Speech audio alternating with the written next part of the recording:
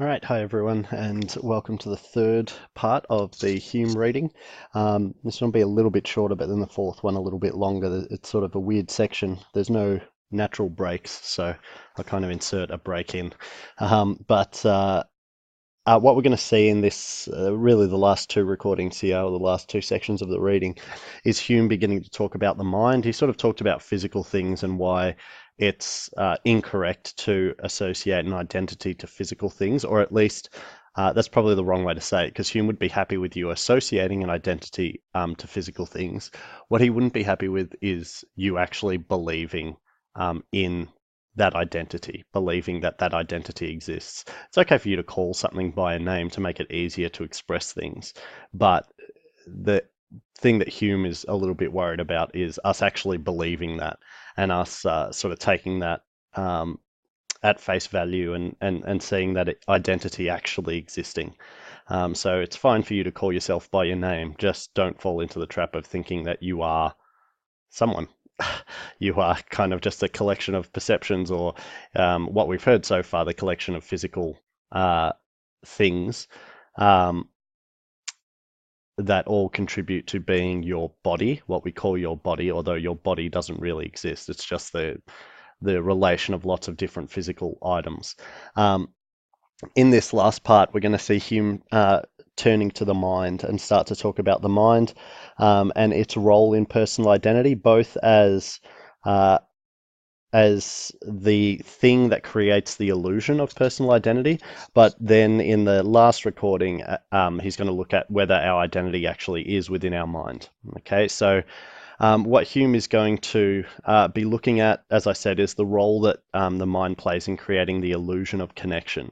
And so what he's going to be presenting is the idea that when we think about something, it might be bringing up a memory, it might be considering something new that you're looking at, whatever. Anytime that thought is involved, our mind creates these subtle links between things. Okay, it sort of nets together a story or a picture of what we're thinking about, and that makes us feel like it is one connected thing.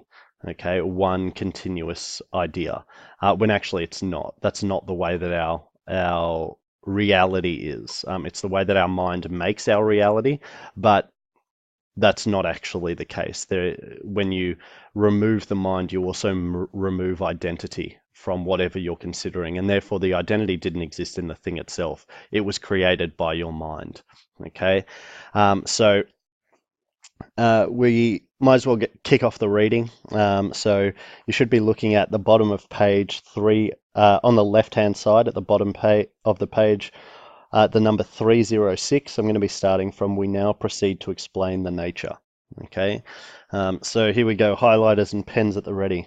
We now proceed to explain the nature of personal identity, which has become so great a question in philosophy, especially of late years in England, where all the abstruser sciences are studied with a particular ardor and application. So he's just talking about this English Enlightenment period where, science and philosophy was really um, kind of scrupulous. It was very hard-nosed. It really wanted to find truth, and um, it wouldn't allow any easy answers. And here 'tis evident the same method of reasoning must be continued which has so successfully explained the identity of plants and animals and ships and houses, and of all the compounded and changeable productions, either of art or nature. So what he's saying here is that scientists have done a great job of explaining our natural world around us. Okay, what we need to do is turn that same critical mindset, and remember for Hume, that's a form of skeptical empiricism, um, to identity. So let's use that same method that served us so well in the sciences here in philosophy. The identity which we ascribe to the mind of man is only a fictitious one, and of a like kind with that which we ascribe to vegetables and animal bodies. It cannot therefore have a different origin, but must proceed from a like operation of the imagination upon like objects. So what Hume is saying here is this identity of mind as like this separate thing. So this is the very Cartesian idea of, there being something else, this separate thing. It's an illusion, is what Hume is presenting. There's no evidence for it, and so we shouldn't believe in it. Um, but lest the argument should not convince the reader, though in my opinion perfectly decisive, let him weigh the following reasoning, which is still closer and more immediate. So he's going to expand on this idea, even though he thinks he's presented his argument perfectly well the first time. Um, 'Tis evident that the identity which we attribute to the human mind, however perfect we may imagine it to be, is not able to run the several different perceptions into one and make them lose their characters of distinction and difference, which are essential to them. So here, what Hume is really saying is, your mind um, perfectly, as he points out, can run through lots of different thoughts one after each other. Okay, and it runs through them so perfectly that it feels like it's one continuous thought. However, upon analysis, what you realize is that each of these thoughts are actually distinct. They are separate from each other. Okay, so if you think of like stream of consciousness, and if you've never done it, set a clock for like a minute or 30 seconds and just write down everything that comes into your mind. Total stream of consciousness, zero editing going on whatsoever. Okay.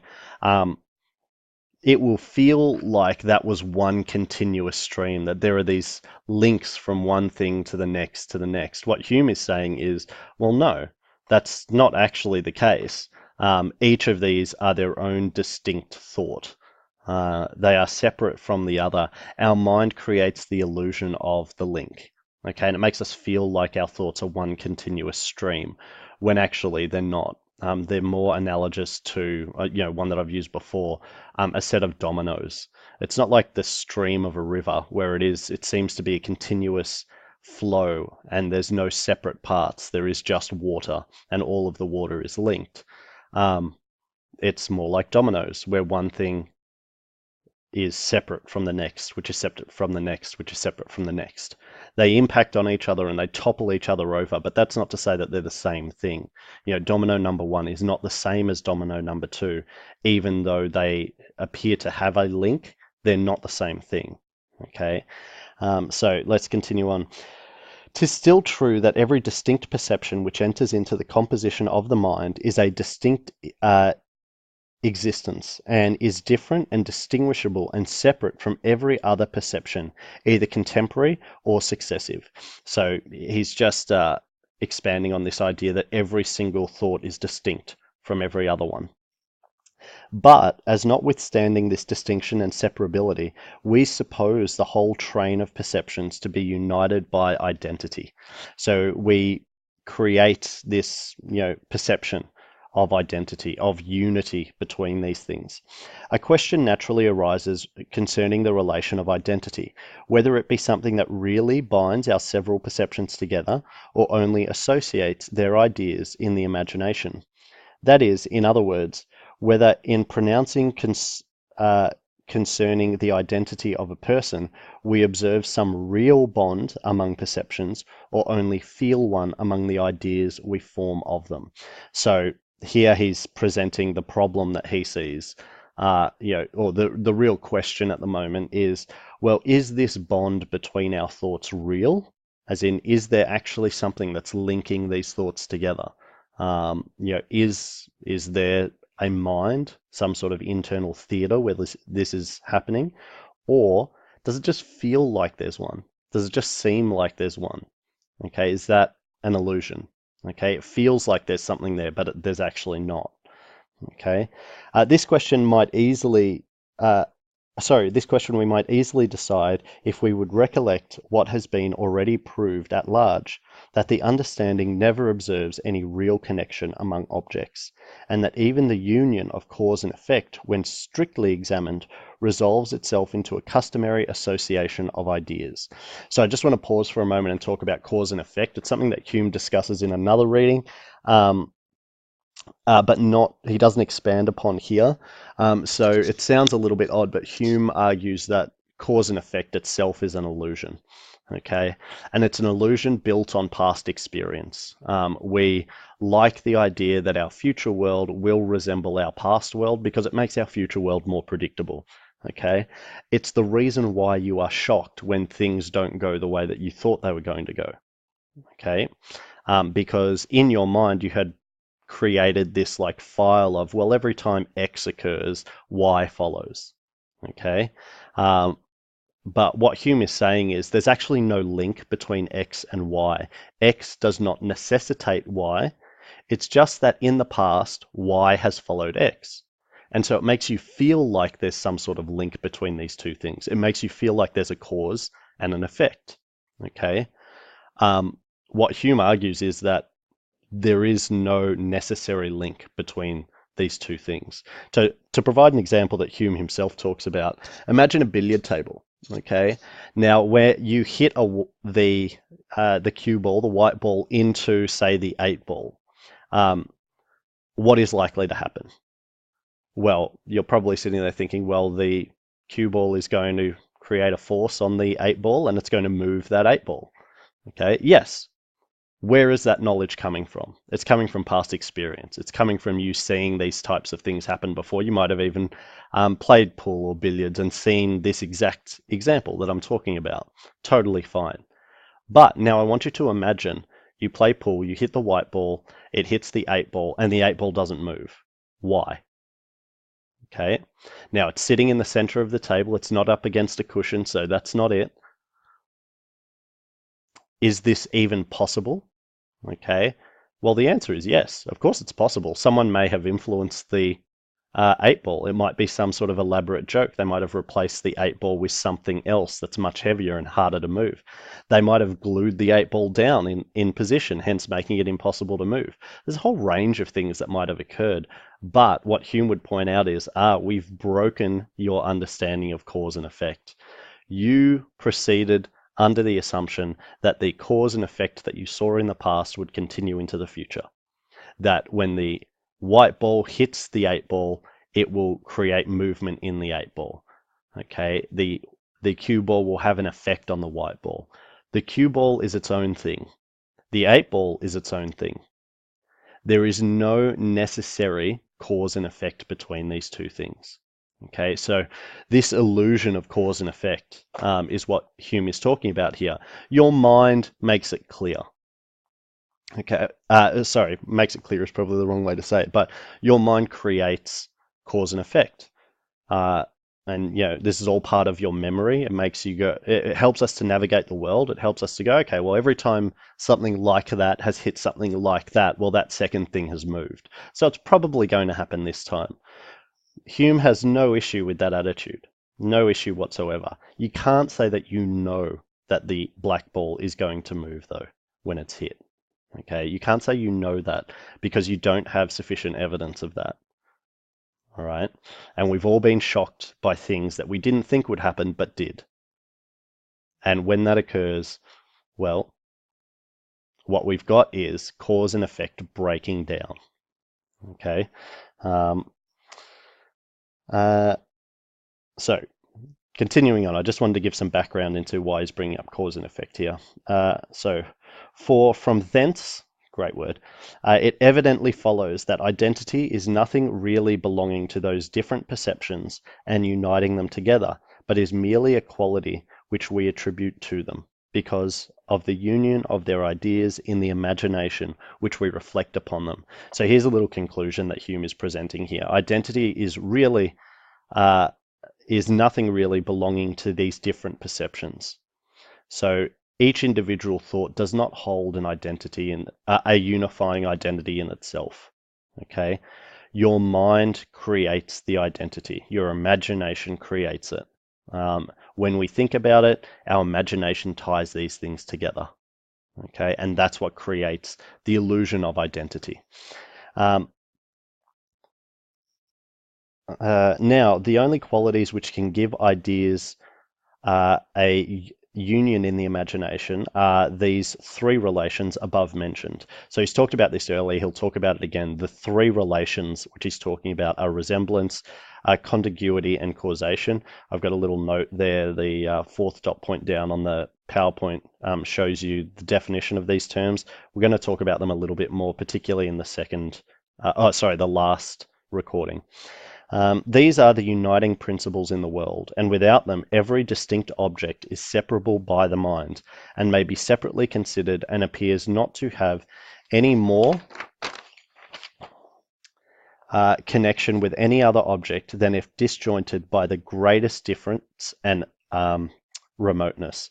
So what Hume is saying here is that when you remove resemblance, so things that look like something else, causation, things that seem to create a effect in something else or bring about something else, and contiguity, things that are in direct contact with something else, then you are left with distinctness. Okay.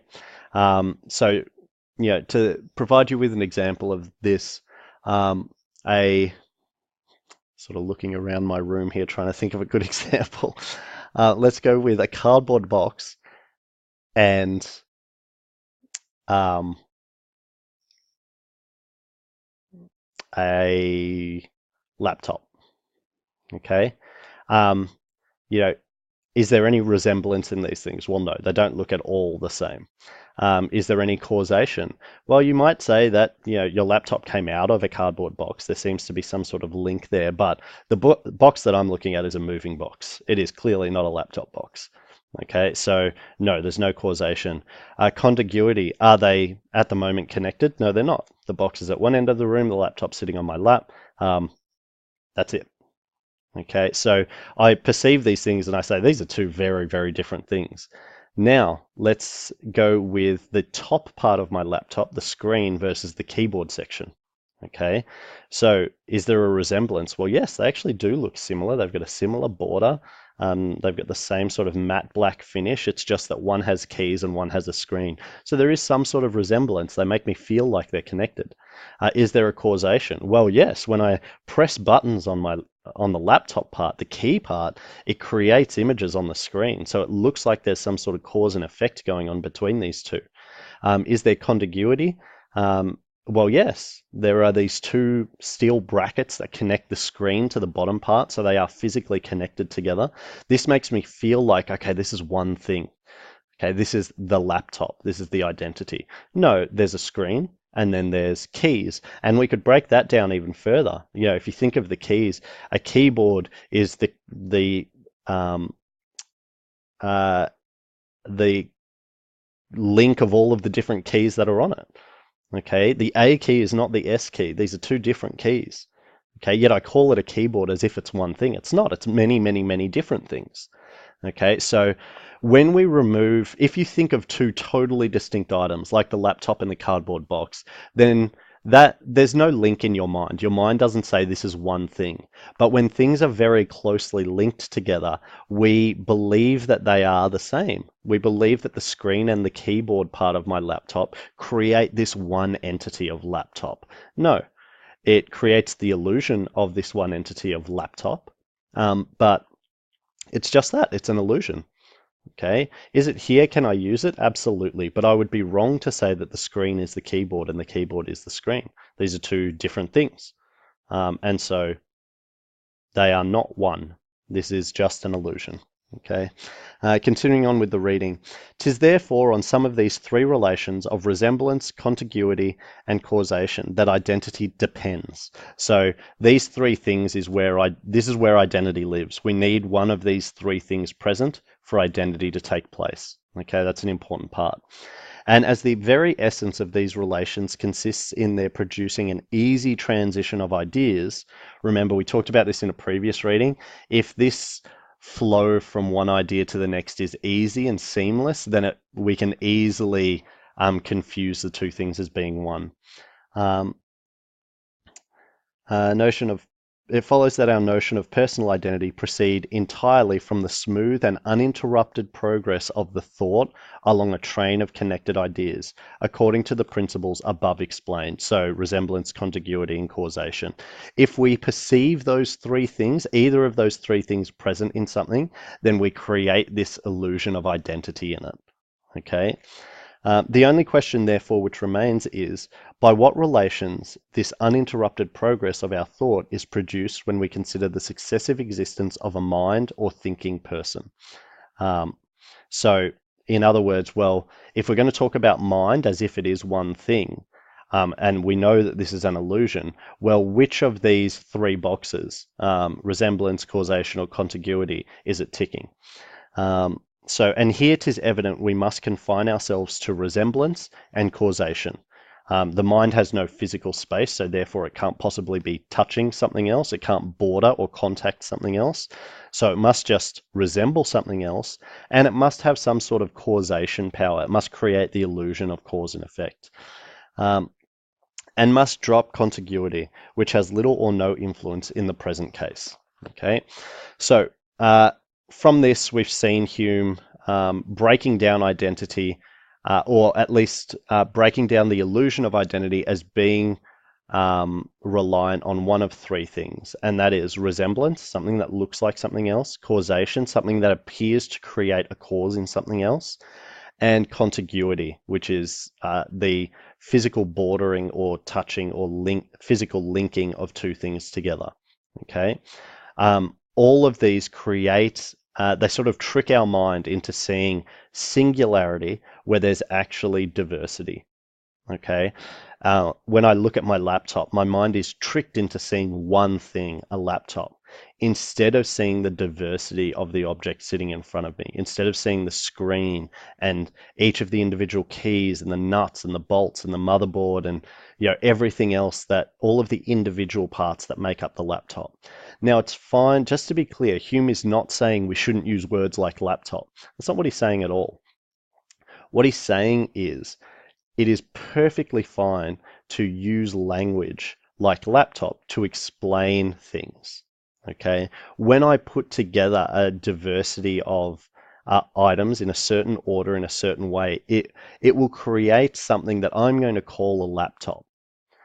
But do not allow yourself to be fooled into thinking that that is now one thing. From many diverse things, you have created one thing. You have not created one thing. You have simply linked lots of diverse things. We're going to call that a laptop, but the idea of a laptop is just that. It's an idea. It doesn't actually exist in reality. Your laptop is not one thing. It's many things. Okay? So fine, call it a laptop, but don't be fooled into thinking that it has now become one, a singularity. It is still a representation of diversity. Okay, and it is because of these three things, resemblance, causation, and contiguity, that our mind gets tricked into seeing singularities. Okay, so one more recording to go. It'll probably be a little bit longer than this one, but we should rip through it pretty quickly. Okay, that's going to focus on the definition of mind. All right, hope this has been clear. Like and subscribe as always, and I'll see you later. Bye.